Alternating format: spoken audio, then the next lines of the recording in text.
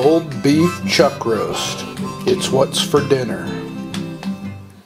Alright, what we got going on here is a tale of two spice. We got Knox Spice Yummy Chicken, 1 tablespoon. Tango Spice, Tango Verde, 1 tablespoon. We have a 1/8 of a cup of garlic powder and an 1/8 of a cup of onion powder. We're going to put this on the pot roast just like you would a pork butt. We're going to cook it like a pork butt.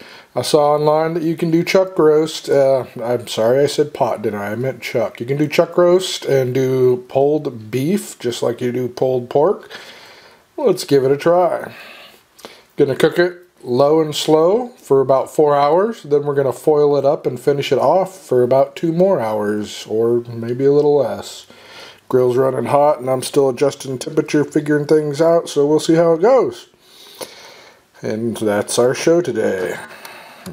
Pulled beef. Alright, chuck roast. Let's get a little more better in the light. I've salted this with Himalayan pink salt crystals. Woohoo! I've salted it well because it's beef and you need to salt beef well. It's not chicken, it's not turkey, it's not pork, it's beef. Salt it well. I'm going to let it sit for 30 minutes while that salt starts to get into the meat, and then we're going to go on to the step of putting the dry rub on it, and we'll show you how we do that. It's really simple. Alright, what we got going on here is mustard. Mustard makes the dry spice stick to the meat. Because it's that bland yellow mustard, it won't add or change the flavors. At least it doesn't with pork. If you like mustards, then maybe a more expensive spicy mustard is good to use. I've tried that and it does add flavor. It changes your flavor, so pick a mustard you really enjoy. Otherwise, this is just the paste that gets the stuff together.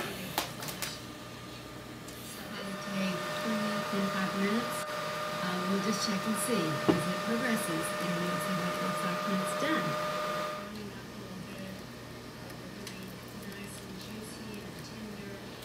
That was a little bit heavy-handed. I did get the other one, other side a lot gentler, easier spread.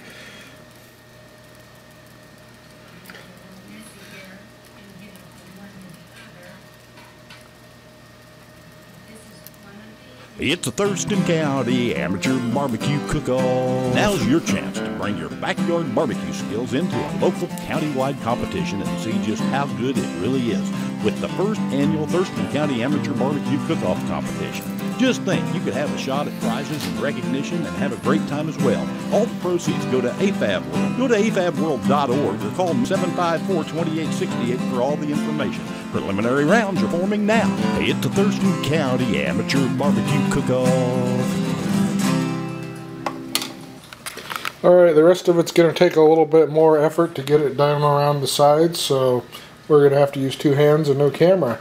I'm going to let this sit for a while and let the dry powder absorb the moisture a little bit. And this will be the side I put down first, and then I'll apply more powder on the top because some of this is going to stick to the bottom of the plate, inevitably. And it's that simple, folks. Pork butt. No, beef chuck roast. Won't that be interesting? Alright, what is that?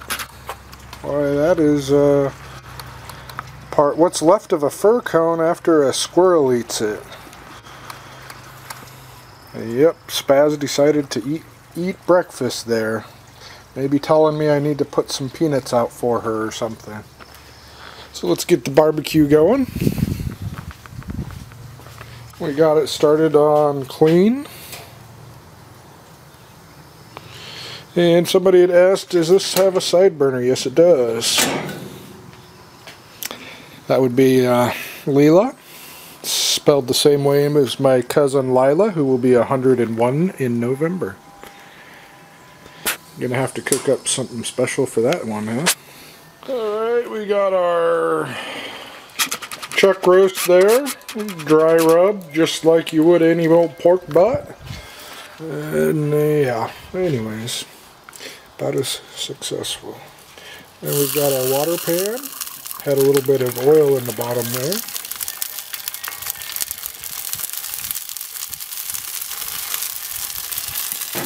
And we've got this one set for barbecue and these two set for off. That's how we're going to try it today and see how that works. My goal is going to be to keep the temperature here at 300 degrees. Ow, that was hot.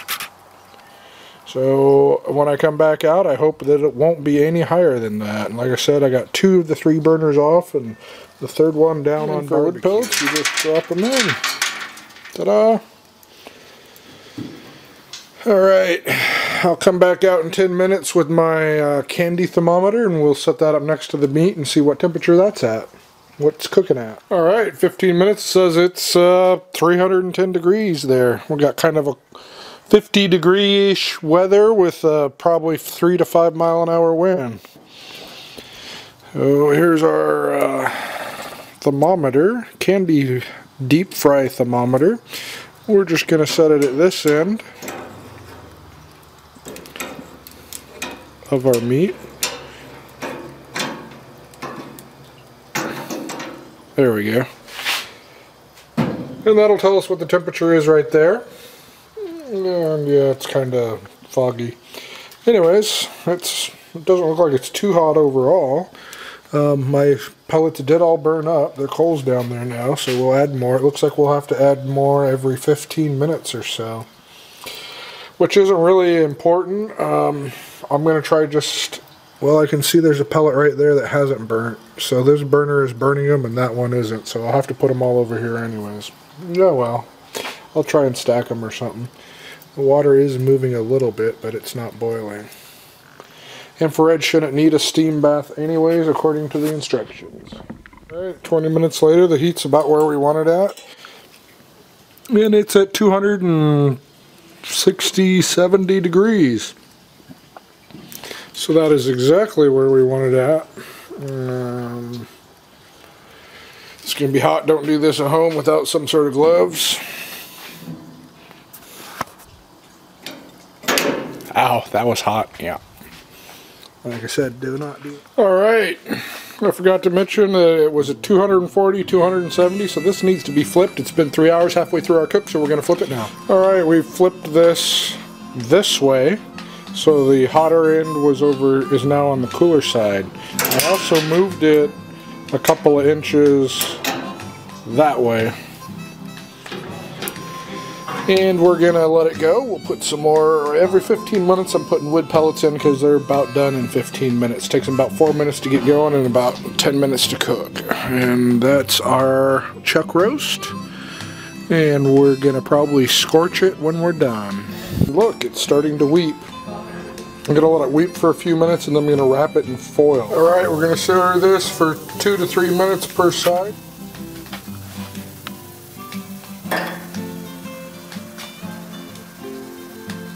Potatoes. Chuck roast. Bam. Thinly sliced. And getting some smoke. That's how Angie likes it. She likes it thinly sliced and cooked crispy, and then it tastes kind of like bacon. Alright, pulled beef. They're able to pull it. Oh, look at that. There's some nice fat. Probably be tasting this, eh? Yep.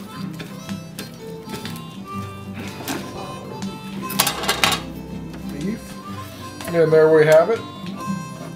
Pulled beef, chuck roast.